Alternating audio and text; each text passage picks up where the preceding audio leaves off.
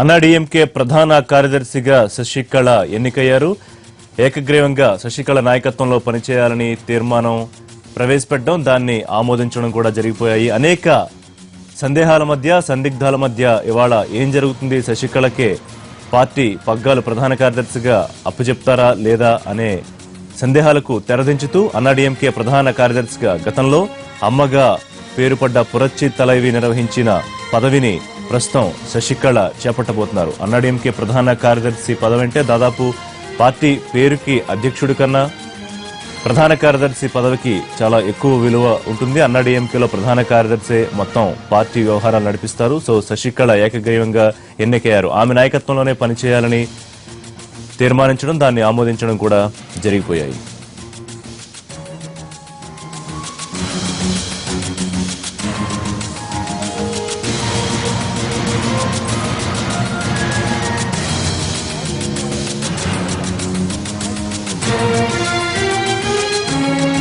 శశికళ ప్రధాన కార్యదర్శిగా ఏకగ్రీవంగా ఎన్నిక కావడానికి సంబంధించి పూర్తి డీటెయిల్స్ చెన్నై నుంచి మా కరెస్పాండెంట్ దినకర్ లైవ్ లో అప్డేట్ చేస్తారు. దినకర్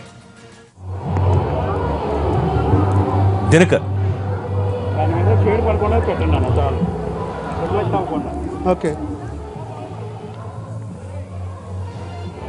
రిషి అధికారికంగా లాంఛనంగా ప్రకటించడం జరిగింది. ఇదిగో ఎన్టీవీకి సంబంధించి చూపిస్తుంది. AIADMK adopts resolution to work under the leadership of Chinnamma ఆధ్వర్యంలో పనిచేయడానికి మాకు ఎలాంటి అభ్యంతరాలు లేవని చెప్పి, అలాగే ఆవిడ్ని అన్నాడీఎంకే పార్టీ అధికారికంగా ఎన్నుకుంది అని చెప్పి కూడా ఒక రిజల్యూషన్ పాస్ చేసినటువంటి తీర్మానాన్ని మనం ఇక్కడ చూస్తున్నాం. ఎన్టీవీది స్పష్టంగా చెప్పడం జరుగుతుంది, ఎక్స్క్లూజివ్గా చెప్పడం జరుగుతుంది. మొదట అన్నాడీఎంకే పార్టీకి సంబంధించి జనరల్ సెక్రటరీగా తీసుకోవడానికి కొన్ని అభ్యంతరాలు వ్యక్తమైనా కానీ ఆ తర్వాత ఎన్నుకోవడం ఏకగ్రీవంగా జరిగిందని కూడా మనం భావించవచ్చు. అన్నాడీఎంకే పార్టీకి సంబంధించి వ్యవస్థాపక అధ్యక్షుడిగా ఎంజీఆర్, అలాగే వ్యవస్థాపక జనరల్ సెక్రటరీగా పనిచేసి సీఎం అయ్యి మన దివంగత సీఎం జయలలిత అయిన తర్వాత ఇదిగో మనం చూస్తున్నాం చిన్నమ్మ ఇక అన్నాడీఎంకే పార్టీని నడిపించబోతుంది. తమిళనాడులో అమ్మ లేకుండా అనాథలైనటువంటి వాళ్ళను మమ్మల్ని తనే నడిపించాలని చెప్పి అన్నాడీఎంకే జనరల్ బాడీ సమావేశం ఏకగ్రీవంగా తీర్మానించినటువంటి అంశాన్ని కూడా మనం చూస్తున్నాం. ఇక్కడ అన్నాడీఎంకే పార్టీకి సంబంధించినటువంటి కార్యకర్తలు, అలాగే చిన్నమ్మ అభిమానులు కూడా ఇక్కడ వస్తున్నారు. చాలా మంది సంబరాలు చేసుకుంటున్నటువంటి వాతావరణం ఇక్కడ కనిపిస్తుందని కూడా చెప్పవచ్చు. ప్రస్తుతం ఇక్కడ లోపల జరిగినటువంటి సర్వసభ్య సమావేశానికి సంబంధించిన వాటిని వివరిస్తాను. ఈరోజు ఉదయం 9:30 స్టార్ట్ అయింది. ప్రిసిడియం చైర్మన్ మధుసూదన్ ఆధ్వర్యంలో స్టార్ట్ అయినటువంటి ఈ మీటింగ్కి మొదట 2 నిమిషాల పాటు అమ్మ మృతికి సంతాపంగా నివాళి ఘటించారు. కొద్దిమంది ఎమోషనల్ అయి ఏడ్చిన సందర్భాలు కూడా లోపల చోటు చేసుకున్నాయి. ఆ తర్వాత ఓ పన్నీర్ సెల్వం ప్రత్యేకంగా సీఎం దగ్గరకు వచ్చి మాజీ సీఎం ఫోటో దగ్గరకు వచ్చి నివాళి అర్పించినటువంటి ఘటనలు కూడా లోపల చోటు చేసుకున్నాయి. ఆ తర్వాత ఫిడెల్ కాస్ట్రో మృతికి కూడా అన్నాడీఎంకే పార్టీ సభ్యులు సంతాపం వ్యక్తం చేశారు. ఆ తర్వాత ఇప్పటికే రెడీ చేసినటువంటి రెజల్యూషన్ తీర్మానం ఏదైతే ఉందో ఆ తీర్మానాన్ని ముందుగానే ఆ కాపీలందరినీ కూడా హాజరైనటువంటి 2000 మందికి కూడా పంచడం జరిగింది. సో అన్నాడీఎంకే పార్టీ చిన్నమ్మ ఆధ్వర్యంలో పనిచేయడానికి ఎలాంటి అభ్యంతరాలు లేవని కూడా తీసుకున్నటువంటి రెజల్యూషన్ ఏదైతే ఉందో దాన్ని అందరి సభ్యులకు కూడా ఇచ్చారు. అధికారికంగా అన్నాడీఎంకే పార్టీకి సంబంధించినటువంటి సోషల్ మీడియా కూడా ప్రకటించడం జరిగింది. సో 30 ఏళ్ల పాటు అమ్మ ఆధ్వర్యంలో పనిచేసినటువంటి 30 ఏళ్లకు పైగా అమ్మ ఆధ్వర్యంలో పనిచేసిన అన్నాడీఎంకే కార్యకర్తలు ఇక రానున్న రోజుల్లో అన్నాడీఎంకే పార్టీకి సంబంధించి జనరల్ సెక్రటరీగా చిన్నమ్మ ఆధ్వర్యంలో పనిచేయడం అన్నది ప్రకటించింది. వీళ్ళంతా కూడా ఇక్కడికి వెళ్ళబోతున్నారు. పోయస్ గార్డెన్లో ఉన్నటువంటి శశికళ వీళ్ళ దగ్గరికి వెళ్ళి తాము తీసుకున్న నిర్ణయాన్ని ఆవిడకి చెప్పబోతున్నారు.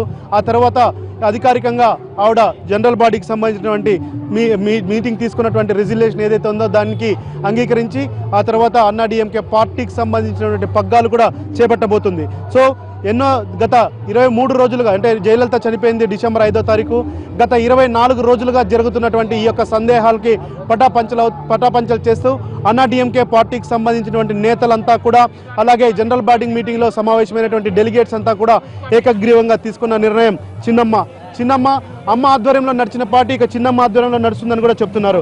எப்படி இருக்கீங்களா? அது வந்து நம்ம சின்னம்மானு எலெக்ட் பண்ணிட்டு இருக்காங்களா? பாட்டி கட்சி எப்படி இருக்காங்க நினைச்சிட்டு இருக்காங்க? கட்சி எப்பயுமே ஸ்ட்ராங்கா தான் இருக்கு. எங்களுதுல 32 ஆண்டுகள் அம்மா ஆட்சி செய்தது, இரண்டாவது முறையாக இவங்க சின்னம்மா அவர்கள் செய்து வருவாள். நல்லபடியாக நடக்கும். எது நடந்தாலும் நன்றாக நடக்கும். அதுதான் எங்களோட கொள்கை. அம்மா வந்து சின்னம்மா வந்து வரணும். இதுக்கு முன்னால அம்மான்னு பார்த்து ஓட்டு போட்டுறாரு, இப்போ யாருன்னு பார்த்து ஓட்டு போடணும் அதிமுகவுக்கு? அம்மா வழி என்ன வழியோ அதே வழி, அம்மா என்ன கடைப்பிடித்தாங்களோ அதே வழியை நாங்கள் கடைப்பிடிப்போம். இந்த சின்னம்மா நிறைய பேர் ஒத்துருக்குங்களா, அதுக்கு நீ எப்படி ஒத்துருக்கீங்களா இல்லையா? நாங்கள் சின்னம்மா தான் ஏற்றுனுக்கிறோம், அவங்க தான் எங்களுக்கு எல்லாமே. ஓகே, அம்மாவுக்கு அடுத்தது சின்னம்மா தான். சரி, நீ என்ன சொல்றீங்க சார்? தலைவருக்கு அடுத்தது அம்மா, அம்மாவுக்கு அடுத்தது சின்னம்மா தான். இந்த கட்சி வந்து கட்டுக்கோப்பான கட்சி. ஓகே, புரியுதுங்களா? 134 எம்எல்ஏவும் எல்லாம் கட்டுக்கோப்போட 49 எம்பியும் கட்டுக்கோப்பட ஒரே இயக்கம் இந்தியாவிலே அதிமுக தான். அது அப்படியே நம்ம சிஎம் ஆயிடுமா? அது வந்து முடிவு எடுப்பாங்க உள்ள, அதுதான் வந்திருக்காங்க பொதுக்குழு, அவங்க நிர்வாகிகளாம் சேர்ந்து முடிவு எடுப்பாங்க. அந்த முடிவு என்னவோ அதுதான் எங்க முடிவு. இந்த கட்சி நடுறதுக்கு அம்மாக்கு சின்னம்மாக்கு ஒரு இது இருக்கா, ஸ்ட்ரென்த் இருக்கா, பலம் இருக்கா? இருக்கு, எல்லா பலம் இருக்கு. ஏன்னா அம்மா கூட இருந்தவங்க 33 வருஷம் அம்மா கூடவே இருந்தவங்க. அவங்க நல்லது கெட்டது எல்லாத்தையுமே அவங்க கூட இருந்தவங்க. அதோட அம்மா அதே வழியில தான் கட்சி கண்டினியூஸ் ஆகும். இவ்வளவு நாள் எல்லாம் இந்த அதிமுக பார்ட்டி வந்து அம்மாவோட ஹேண்ட்ல இருக்கா, இப்போ வந்து சின்னம்மாவோட ஹேண்ட்ல இருக்கா, நீ என்ன சொல்றது பற்றி? இப்போ அம்மா இது இருந்தோம், அம்மா பிறகு சின்னம்மாவை நாங்கள் ஏற்றுக்குவோம். சின்னம்மா வந்து கழக பொதுச் செயலாளரும் தமிழக முதலமைச்சரும் நாங்கள் அதுக்கு அறுபாடுபட்டு కண்டிపాగా చిన్నమ్మ మొదలవుతారు. రైట్. ఇక్కడ అన్నా డిఎంకే పార్టీ కార్యకర్తలతో మాట్లాడుతుంటే క్షేత్రస్థాయిలో ఉన్నటువంటి వాళ్ళు వీళ్ళతో మాట్లాడుతుంటే చెప్తున్నది ఏంటంటే ఎంజీ రామచంద్రన్ చనిపోయినప్పుడు కూడా ఇలాంటి ఒక వ్యాక్యూమ్ ఉంది. ఆ తర్వాత జయలలిత వచ్చిన తర్వాత పూర్తి స్థాయిగా అన్నా డిఎంకే ముఖ చిత్రమే మారిపోయింది. దాదాపు అన్నా డిఎంకే పార్టీ తమిళనాడులో పూర్తిగా పట్టు సాధించింది. అలాగే దీనికి సంబంధించి గవర్నమెంట్ కూడా ఏర్పాటు చేసినటువంటి సందర్భాలు బోల్డ్ ఉన్నాయి.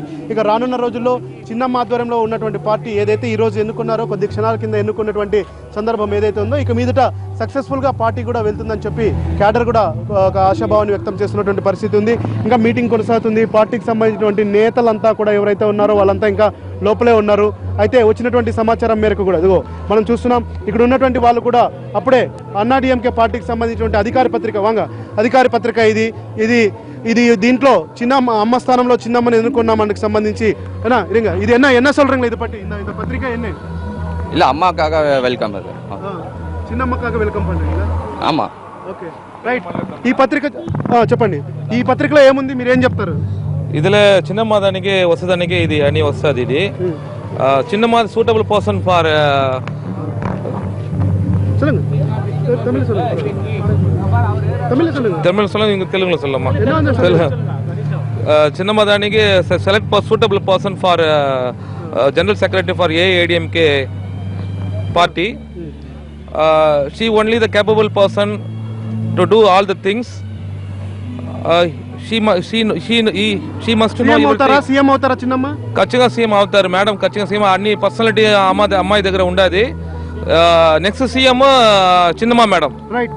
అన్నా డిఎంకే పార్టీకి సంబంధించినటువంటి పార్టీ అధికారికంగా ప్రకటించిన దాంట్లో అప్పుడే శుభాకాంక్షలు తెలియజేస్తూ వెల్కమ్ చెప్తున్నట్టుగా కూడా ఆ పార్టీకి సంబంధించినటువంటి క్యాడర్ అంతా కూడా ఇలా ఆల్రెడీ ఒక ప్రత్యేకమైనటువంటి ఇక్కడ సాధారణంగా సాయంకాలం పత్రికలు వస్తాయి, కానీ అది ఈ వేళకే ఉదయం అంతా కూడా మార్నింగ్ పత్రికలన్నీ కూడా అమ్మను చిన్నమ్మే ఏకంగా వెల్కమ్ చెప్తున్నట్టుగా ఆ పార్టీ ఇక్కడ ఇచ్చినటువంటి ముద్రించడం జరిగింది. అయితే ఏకగ్రీవంగా ఇంతకుముందే తీసుకున్న నిర్ణయం ప్రకారం ఈ పార్టీకి సంబంధించిన నిర్ణయాలు ఏవైతే ఉన్నాయో ఇదంతా కూడా ఆల్రెడీ తీసుకున్న నిర్ణయంగా ముందుగా భావించిన నేపథ్యంలో అడ్వర్టైజ్మెంట్లకు సంబంధించి నాయకులు శుభాకాంక్షలు చెప్తున్నట్టుగా కూడా ఈ నిర్ణయం ముందుగానే జరిగినట్టుగా మనకు కనిపిస్తుంది. సో ఓవరాల్గా దాదాపు 33 సంవత్సరాల పాటుగా అన్నా డిఎంకే పార్టీని నడిపించిన జయలలిత మరణించిన తర్వాత పార్టీ పగ్గాలు ఎవరు చేపడతారనేటువంటి వస్తున్నటువంటి అపోహలను సందేహాలను చెక్ పెడుతూ శశికళ తన యొక్క చాతురతను ప్రయోగిస్తూ జయలలిత దగ్గర నేర్చుకున్నటువంటి రాజకీయ అనుభవాలన్నింటినీ కూడా ఉపయోగించుకుంటూ అన్నా డిఎంకే పార్టీ జనరల్ సెక్రటరీగా ఉండడానికి మార్గం సుగమం చేసుకుంది. ఇక అన్నా డిఎంకే పార్టీకి సంబంధించి జనరల్ సెక్రటరీ హోదా స్థాయిలో చిన్నమ్మ ఎలాంటి చక్రం తిప్పబోతుందన్నదే మాత్రం తమిళనాడు రాజకీయాలను మరింత వేగవంతం చేసేలా ఉన్నాయి. అయితే ఇప్పుడు అందరికీ మధ్యలో మెదులుతున్నటువంటి ప్రశ్న ఒకటే, ఇక చిన్నమ్మ సీఎం అవుతుందా అని. ఖచ్చితంగా అవుతుందని చెప్పి క్షేత్రస్థాయి కార్యకర్తలు కానీ చిన్నమ్మకు సాహో అంటున్నటువంటి ఎంపీలు ఎమ్మెల్యేలు కూడా ఖచ్చితంగా నెక్స్ట్ టార్గెట్ అదే పెట్టుకుంటారు. ఓ పన్నీర్ సెల్వంను తమిళనాడు సీఎంగా రానున్న రోజుల్లో కొద్ది రోజులు మాత్రమే చూసే అవకాశం ఉంది. అయితే అది ఎన్ని రోజులు అన్నది మాత్రం కాలం నిర్ణయించాల్సినటువంటి అవసరం ఉందని అయితే చెప్పవచ్చు. అయితే వెంటనే జరిగే పరిణామాలు అయితే ఉండవని మాత్రం భావించవచ్చు. ఎందుకంటే ఒకవైపు ఐటీ రైట్స్కి సంబంధించి కొనసాగుతున్నాయి. శేఖర్ రెడ్డి విషయంలో ఇంకా డైరీలో ఉన్నటువంటి కీలకమైనటువంటి పేర్లతో ఇంకా ఎంక్వైరీ కొనసాగుతున్న నేపథ్యంలో చిన్నమ్మ తమిళనాడు సీఎం అవుతున్న దానికి సంబంధించి మరింత కాలం వేచి చూడాల్సిన పరిస్థితి ఉందని అయితే భావించవచ్చు. సో ఇలా తమిళనాడు రాజకీయాలు రానున్న రోజుల్లో మరింత వేగంగా మార్పు చెందే అవకాశం ఉందని మాత్రం భావించవచ్చు. అయితే ఇదంతా కూడా ప్రతిపక్షాల దగ్గరుండి పర్యవేక్షిస్తున్నాయి. ఒకవేళ అన్నాడీఎంకే పార్టీలో అంతర్గత కుమ్ములాటలు జరిగి ఏదైనా విడిపోతే దాన్ని అవకాశంగా భావించుకుందామని చెప్పి ఇక్కడ ఉన్నటువంటి ప్రతిపక్షాలు ఎదురు చూస్తున్నటువంటి సందర్భం తమిళనాడులో నెలకొంది. మరొకసారి చెప్తున్నాను, 33 సంవత్సరాల పాటు అన్నాడీఎంకే పార్టీని నడిపించినటువంటి జయలలిత స్థానంలో శశికళ చిన్నమ్మ ఇక వచ్చింది. చిన్నమ్మ రాజ్యం తమిళనాడులో ఇంకా ప్రారంభం కాబోతుంది. అది ఎలా ఉండబోతుంది అన్నది మాత్రం కాలమే చెప్పాల్సిన అవసరం అయితే ఉందని మాత్రం మనం భావించవచ్చు. రెండు వర్గాలుగా జయలలిత చనిపోయిన తర్వాత 2 వర్గాలుగా విడిపోయిన పార్టీ అంటే ఒకటి పన్నీర్ సెల్వం, రెండోది శశికళ వర్గం. శశికళ పార్టీ ప్రధాన కార్యదర్శిగా చేయాలని ఒక వర్గం, అవ్వకుండా ఉండాలని ఒక వర్గం. కానీ మొత్తానికి శశికళ వర్గమే నెగ్గింది ప్రస్తుతానికి అనుకోవాలా. ఒకవేళ ముఖ్యమంత్రి అయ్యే ప్రయాణంలో ఇది మొదటి అడుగు అనుకుంటే కనుక పన్నీర్ సెల్వం వర్గం చూస్తూ ఊరుకుంటుందా? ఈ మొత్తం వ్యవహారంలో కేంద్ర ప్రభుత్వం పాత్ర ఏ రకంగా ఉండే అవకాశం ఉంది? మొన్న సిఎస్ ప్రెస్ మీట్ పెట్టి ఇది ప్రభుత్వం తన మీద నడిపిస్తున్న కుట్ర, ఇంకా నేనే సిఎస్ అని చెప్పడం, ఇవాళ శశికళ పార్టీ ప్రధాన కార్యదర్శిగా ఎన్నికవడం, తర్వాత పరిణామాలు ఏ రకంగా ఉండే అవకాశం ఉంది? ఎవరు కూడా ఈ నిర్ణయాన్ని సానుకూలంగా తీసుకోవట్లేదని చెప్పొచ్చు. కేవలం జిల్లా అధ్యక్షుల స్థాయి పైన ఉన్నటువంటి అన్నాడీఎంకే పార్టీ వాళ్ళకు ముందుగా ఉన్నటువంటి సమాచారం ప్రకారం వాళ్ళంతా కూడా ఏకగ్రీవంగా తీసుకున్న నిర్ణయం ఇది. సో క్షేత్రస్థాయిలో ఎవరైతే కార్యకర్తలు పనిచేస్తారో వాళ్ళందరికీ సంబంధించి మాత్రం వ్యతిరేకంగా ఉన్నటువంటి భావన ఉంది.